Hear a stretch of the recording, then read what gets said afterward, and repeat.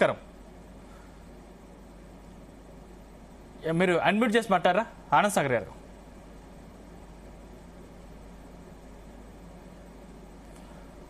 నమస్తే, చెప్పండి.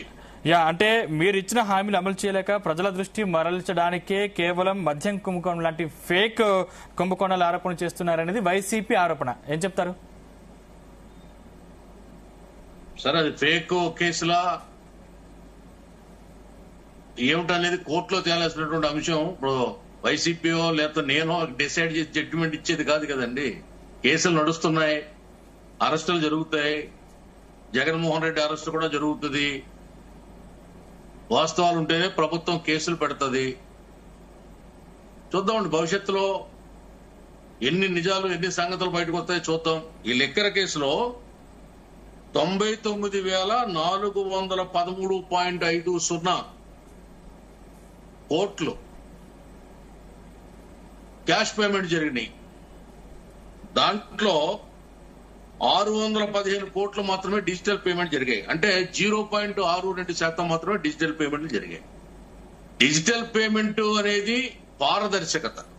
ఇవాళ అగ్గి పెట్టుకుంటే డిజిటల్ పేమెంట్ జరుగుతుంది, కోడిగుడ్డుకుంటే డిజిటల్ పేమెంట్ జరుగుతుంది. ఈవేళ ఒక ప్రభుత్వం సొంతంగా బ్రాందీ షాపు నడిపి బ్రాందీ వ్యాపారం చేసి డిజిటల్ పేమెంట్ ఎందుకు చేయలేదంటే దానికి సమాధానం లేదు. వాళ్ళది ట్రాన్స్పరెంట్ గవర్నమెంట్ అంట, పారదర్శక ప్రభుత్వం అంట. చెప్పుకోవడానికి సిగ్గు ఉండాలి. ఎవరికి చెప్తారండి ఈ కహానీలన్నీ? ఎవరి చెవిలో పూలు పెడతారు? అందుకే మీకు 11 పువ్వులు పెట్టి ఇంటికి పంపారు ప్రజలు. అయినా బుద్ధి రాకపోతే ఎలాగా? వైఖరి మారకపోతే ఎలాగా? వాస్తవాలు మాట్లాడాలి. 11 నెలల్లో 15,000 మంది చచ్చిపోయారా 99 రూపాయలు బ్రాంతి తాగి? ఇప్పుడు డెత్ అయితే అక్కడ రిపోర్ట్స్ ఉంటాయి. లెక్కర్ దాగి చచ్చిపోతే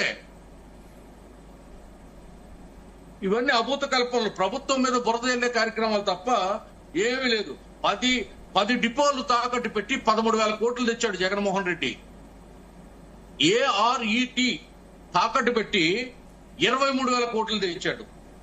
ఎవరండి వీళ్ళు? SNJ company, Adani company, NV company, B9 company, Sona company, మోనాక్ కంపెనీ. ఇవన్నీ 2019కు ముందు ఈ రాష్ట్రంలో కనపడ్డాయా? ఉన్నాయా? మరి ఎక్కడి నుంచి వచ్చారండి వీళ్ళంతా? ఏ విధంగా డిస్టిలరీలన్నీ ఆక్యుపై చేసుకుని వ్యాపారం చేశారు? ఇక్కడ హైదరాబాద్ లో పక్క రాష్ట్రంలో మీటింగ్ పెట్టి 2 మీటింగులు పెట్టి మద్యం పాలసీని డిసైడ్ చేస్తారా ప్రైవేటు వ్యక్తులు? 22 డిస్టిలరీలు కాకుండా ప్రభుత్వం ఆధీనంలో ఉన్నవి కాకుండా ఇంకొక 40 డిస్టిలరీలు పెట్టి నేను చెప్పినటువంటి కంపెనీ వాళ్ళందరూ కూడా మద్య వ్యాపారం చేశారు. చరిత్ర వాస్తవం. ఒక ప్రభుత్వం మద్యం పాలసీని, మెరుగైన మద్యం పాలసీని తీసుకొస్తానని చెప్పి ఆడపడుచుల కాపురాల్లో ఆనందాన్ని వెల్లివిరిసేలాగా చేస్తానని చెప్పి పక్క రాష్ట్రాల కంటే మెరుగైనటువంటి పాలసీ మాదని చెప్పి ఇవాళ మద్యం అమ్ముకుని ఈ డబ్బు ఎక్కడ పోయింది? క్యాష్ ఎక్కడ పోయింది? విదేశాలు తరలిపోయిందా? ఉగ్రవాద కంట్రీలకు పోయిందా? లేకపోతే జగన్మోహన్ రెడ్డి ప్యాలెస్ల్లో నేలమాళికల్లో దాగుందా? బయటికి తీస్తున్నాం. ఎవరు ఈవేళ అరెస్ట్ అయిన వ్యక్తులందరూ ఎవరు? జగన్మోహన్ రెడ్డి చుట్టూ ఉన్న మనుషులే కదా. వాళ్ళు ఏమన్నా తెలుగుదేశం వాళ్ళ, బీజేపీ వాళ్ళ, జనసేన వాళ్ళ, కాంగ్రెస్ వాళ్ళ? కాదే, నీ మనుషులే కదా, నీ కోటరే కదా. అంటే అంటే అంటే అంటే ఈ కేసులో కీలక వ్యక్తి రాజకేశ్ రెడ్డి మీ విజయవాడ ఎంపీ భాగస్వామి అని చెప్తా ఉన్నారు. అంటే అతనితో మీరు కేసు నడిపిస్తున్నారు అనేది చాలా విమర్శలు వ్యక్తం అవుతున్నాయి కదా. ఇప్పుడు ఎవరైతే రాజకేశ్ రెడ్డి ఉన్నాడో అతను చెప్పాల్సినంత ప్రభుత్వానికి వాంగ్మూల రూపంలో ఇచ్చాడు. దాన్ని బట్టే కేసు నడుస్తుంది. వాస్తవాలు బయటకు వచ్చినాయి. అసలు ఈ కేసు ఎవరు బయటకు లాగారండి? విజయసాయి రెడ్డి కాదా? విజయసాయి రెడ్డి ఎవరు? A2 కాదా? ప్రభుత్వంలో కో పైలట్ కాదా? ఆవేళ కొంతకాలం ఉత్తరాంధ్రకి ఇన్ఛార్జ్ కాదా? ఉత్తరాంధ్రలో దోపిడీ చేయలేదా? ఇవన్నీ కరెక్ట్ కాదండి. ఇప్పుడు మద్యాన్ని అమ్మకాలు తగ్గించామని డప్పు కొట్టుకుంది జగన్మోహన్ రెడ్డి ప్రభుత్వం. ఏ విధంగా తగ్గించారు? పక్క రాష్ట్రంలో పెంచారు, ఇక్కడ తగ్గించారని అక్కడ పెంచారు. అందుకే 24 లక్షల లీటర్ల అక్రమ మద్యాన్ని పట్టుకున్నారు 5 ఏళ్లలో. 24 లక్షల అక్రమ మద్యం. ఎన్డీపీ కేసులు, నాన్ డ్యూటీ పెయిడ్ కేసులు, వందలాది కేసులు ఉన్నాయి. ఇదే మీ నిర్వాహకం, ఇదే మీ సమర్థత. ఇది స్కామ్ కాదంటారా? స్కీమ్ పేరుతో స్కామ్.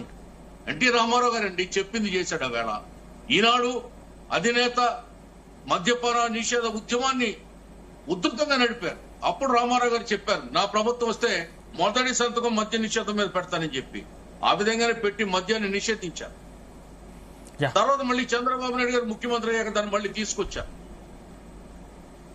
తీసుకొచ్చి వేళ చంద్రబాబు నాయుడు గారి ప్రభుత్వం ఏం చేస్తుంది? వేలం పాటల ద్వారా ఆనాడు ఈనాడు కూడా ఈ మద్యం షాపుల్ని నిర్వహిస్తుంది. వేలం పాటల వల్ల ట్రాన్స్పరెన్సీ ఉంటుంది. ఏ విధంగా ఉంటుంది? ఈవేళ షాప్ ఉన్నటువంటి వ్యక్తి ఆ ఏపీ బ్రవరేజెస్ లిమిటెడ్ కి ఒక డీడీ కడతాడు, నాకింత సరుకు కావాలని చెప్పి. వాళ్ళు కట్టినటువంటి డీడీకి ఆ సరుకు షాప్ కు పంపిస్తారు. ఆ విధంగా ప్రభుత్వ ఖజానాకి డీడీ రూపంలో ఈ వాడుకున్నటువంటి అస్సామీ ద్వారా ప్రభుత్వానికి డబ్బు జమ అవుతుంది.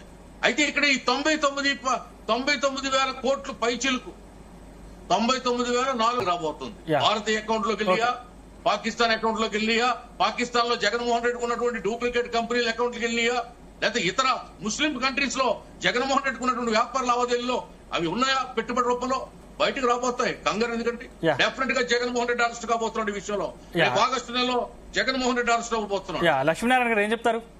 మళ్ళీ 4 ఏళ్ల దాకా బయటకు రాడు జగన్మోహన్ రెడ్డి.